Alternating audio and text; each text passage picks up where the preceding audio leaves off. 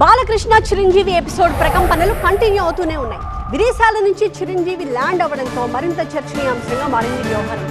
ఇక వైసీపీ నేతల విమర్శలతో political series continue అవుతోంది. అసెంబ్లీలో బాలకృష్ణ కమెంట్స్ ఏపీ రాజకీయాన్ని షేక్ చేశాయి.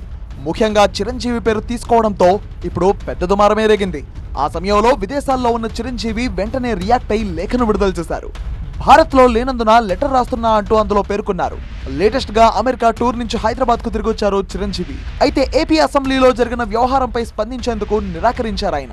బాలకృష్ణ లేవనెత్తిన అంశాలపై ఇప్పటికే మాట్లాడేశాను, కొత్తగా మాట్లాడేందుకు ఏం లేదన్నారు. మీడియా అడిగిన మరికొన్ని ప్రశ్నలకు చిరంజీవి నుంచి చిరునవ్వే సమాధానమైంది. ఫ్యాన్స్ కి సెల్ఫీలు ఇచ్చి మీడియాకు నమస్కారం పెట్టి వెళ్లిపోయారు Chiru. Regarding Balakrishna issue in assembly AP అంటే మీరు అందుబాటులో లేకుండా లేఖ రిలీజ్ చేశారు కదా సార్, అంటే ప్రజెంట్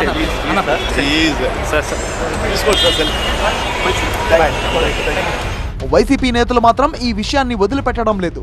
అవకాశం దొరికినప్పుడల్లా బాలకృష్ణపై విరుచుకుపడుతూనే ఉన్నారు. గతంలో జరిగిన ఓ ఘటనను ప్రస్తావిస్తూ ఘాటు వ్యాఖ్యలు చేస్తున్నారు వైసీపీ నేతలు. మిగతా వాళ్ళ సంగతి ఏమో తెలియదు కానీ అఫీషియల్గా on record on paper psycho కానీ లేకపోతే మెంటలోడ్ అని చెప్పేసి ఎవరైనా ఉన్నారు అంటే ఒక సర్టిఫికేట్ ఉంది. ఎవరికి ఉందనేది మీకు చెప్పాల్సిన పనిలా.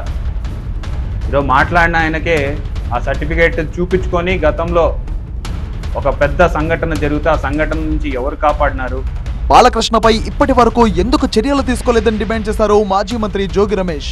సొంత అన్నను పట్టుకుని నందమూరి బాలకృష్ణ కాదులే నారా బాలకృష్ణ వాడు వీడని చెప్పేసి ఇష్టం వచ్చినట్టుగా కారు పూతలు పూస్తే ఈ రోజు వరకు కూడా ఇప్పటి వరకు కూడా పవన్ కళ్యాణ్ అనే వ్యక్తి స్పందించాల. మొత్తంగా బాలకృష్ణ పేల్చిన డైలాగులు పొలిటికల్ మంటలు రేకెత్తిస్తూనే ఉన్నాయి.